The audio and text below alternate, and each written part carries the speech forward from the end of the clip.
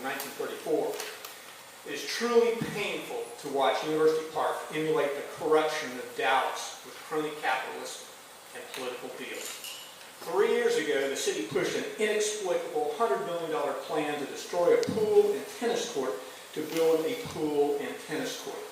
This was followed by a $361 million plan to build 4 new schools in the face of falling enrollment, including a new school in the city of Dallas.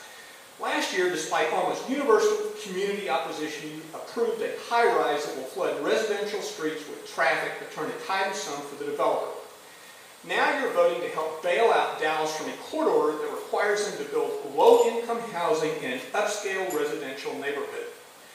We pointed out during the bond election that building a school in the city of Dallas would create a perfect Section 8 location, replacing older townhomes directly across the street with a Section 8 high-rise would satisfy 2 elements of the Dallas court order. Number 1, public housing in an upscale neighborhood, and number 2, accessibility to high-quality education. In the best tradition of Chicago, New Orleans, and Los Angeles, all 4 of these projects were driven by outside influences and pushed by dubious means.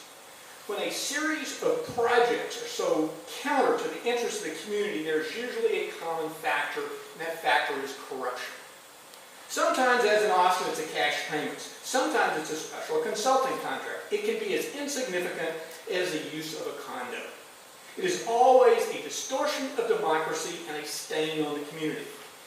In Austin, city planner Darren Philpott was recently indicted for bribery related to a real estate transaction. My friend and former classmate, the late Mayor Pro Tem Don Hill, went to federal prison for bribes relating to the Dallas Public Housing Authority that you will vote on tonight. These kinds of deals do not require all of you to be crooked. Influencing 1 or 2 councilmen or a few planners is usually enough. The community has just 2 questions for this council. Number 1, if you were the one who cut a personal deal, was it really big enough and sweet enough? Number 2, if you were not that person and vote for it anyway, are you any less guilty? Thank you. Thank you for your comments. We're now considering this motion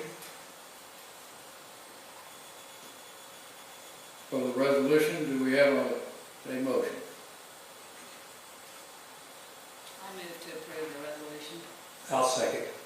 We have a motion and second. All in favor? Aye. Aye. Opposed? There are none. Next item, please. Okay, Jared, you're up. The next item is actually to consider